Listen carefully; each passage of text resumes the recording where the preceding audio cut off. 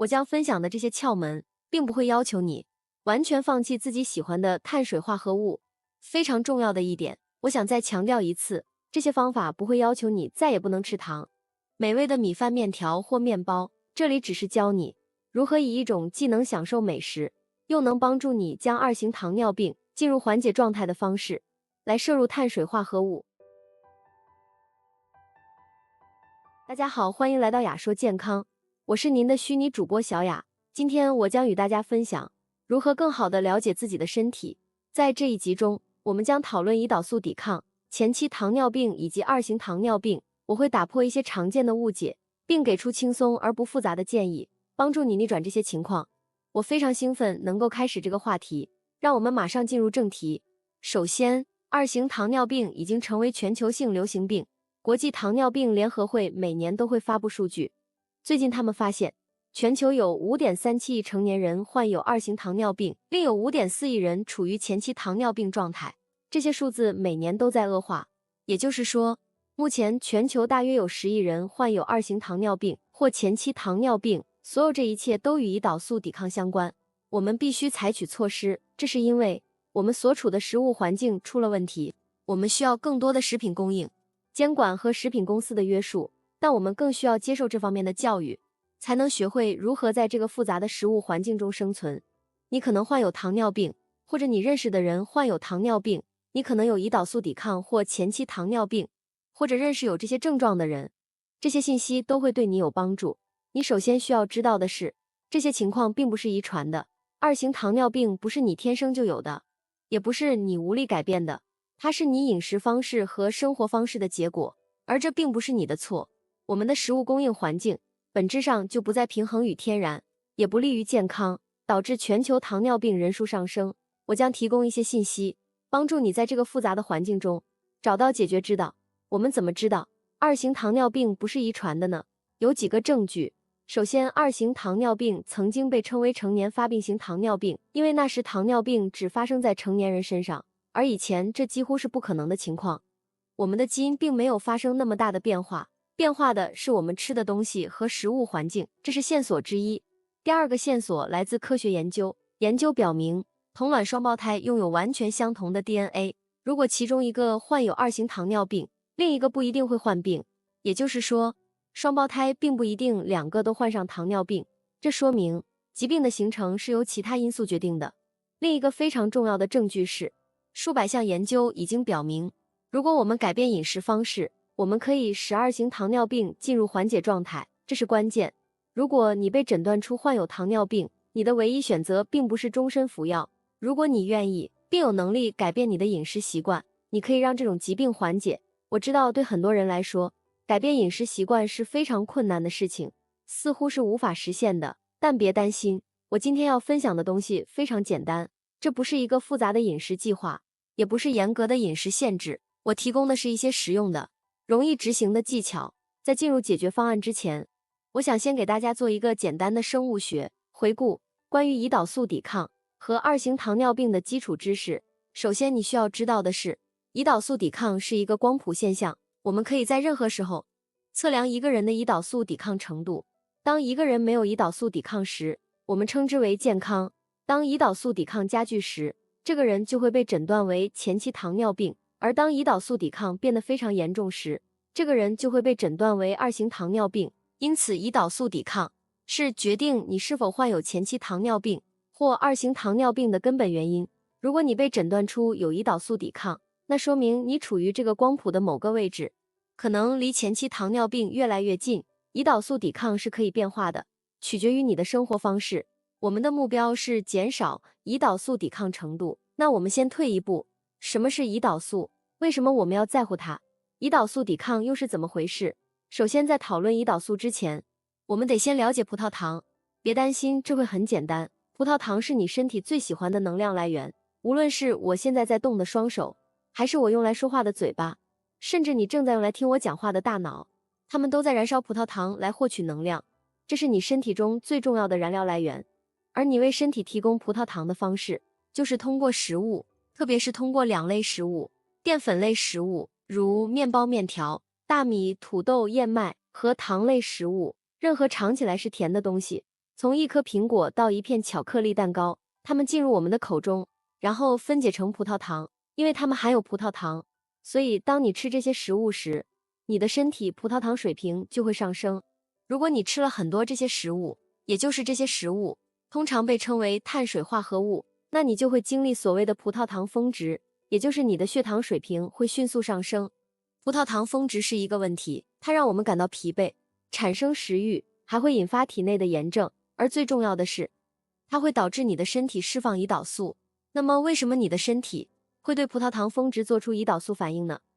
因为你的身体知道过高的葡萄糖峰值对它有害，所以它会向胰腺发出信号，让胰腺释放胰岛素来降低葡萄糖峰值。胰岛素的工作就是抓住这些多余的葡萄糖，然后将它们储存在肝脏、肌肉和脂肪细胞中。那么问题来了，如果葡萄糖是身体的能量来源，为什么我们会摄入过多呢？这就像照顾一株植物，植物需要一定的水分才能生长，但如果你给它太多水，它会被淹死。人体也是一样的，适量的葡萄糖让它运作良好，但过多的葡萄糖会引发问题，尤其是葡萄糖峰值。当你吃了大量的碳水化合物时，葡萄糖峰值出现，胰岛素随之而来，抓住多余的葡萄糖，并将其储存到细胞里。接下来我想给你们讲个故事，以便更好地解释接下来的内容。Lisa 从小不喝咖啡，但上了大学后，她喝了人生的第一杯咖啡。当时那杯咖啡让她精神振奋了很久，甚至晚上都难以入睡。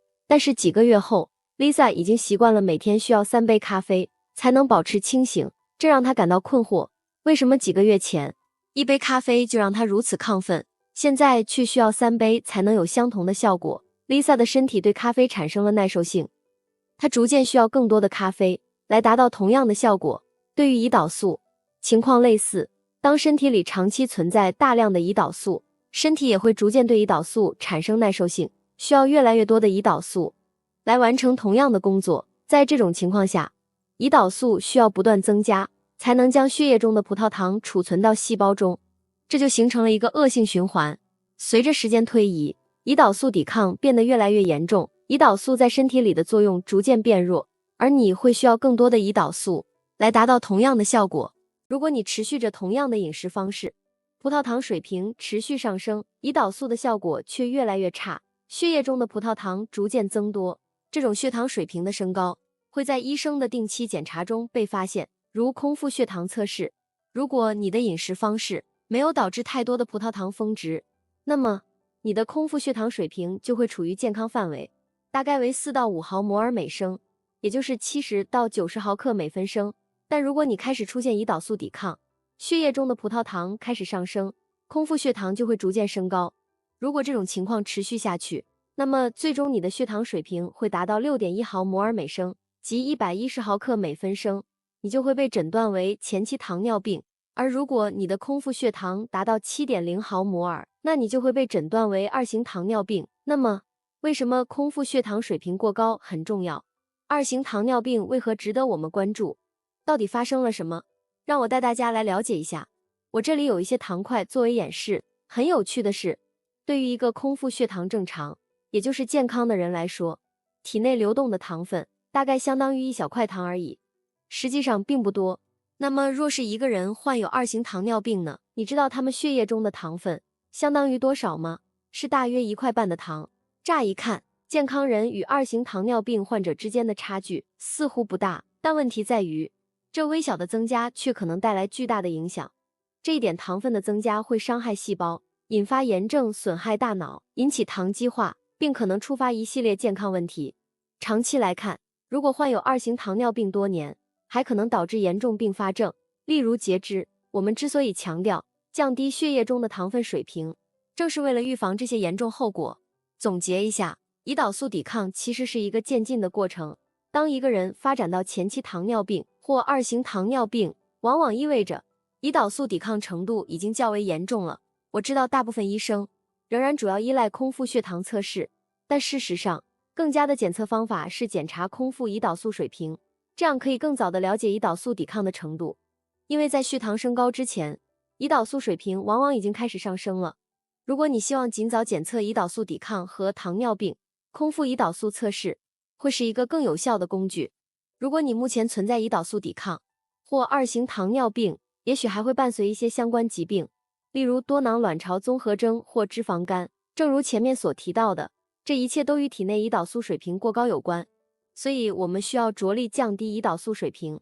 从而帮助降低空腹血糖。具体来说，需要减少糖分摄入，这样身体对胰岛素的需求就会降低。那么如何减少糖分的摄入呢？最重要的调整点在于碳水化合物，因为在一般的饮食当中，碳水化合物非常容易不经意的过量摄取，而大量的碳水在消化后会转化为糖分。观察一下你的日常饮食，是否主要以淀粉类和糖类食物为主？是不是常以面包、面条、白米饭、麦片为主食，并常吃披萨、汽水、各种糕点、饼干、果汁和含糖饮料？如果是这样，那实际上你是在给身体补充大量的糖分。举个例子，如果你平常早餐是烤面包加果酱，再配一杯橙汁，这几乎是100%的碳水化合物，会导致血糖快速上升，使糖尿病或胰岛素抵抗恶化。可以尝试换成一杯无糖咖啡或热茶，配上几个撒了海盐的鸡蛋，或者一个火腿三明治。这些食物的碳水化合物含量相对较低。其实我们对胰岛素抵抗和糖尿病是可以做出积极改变的，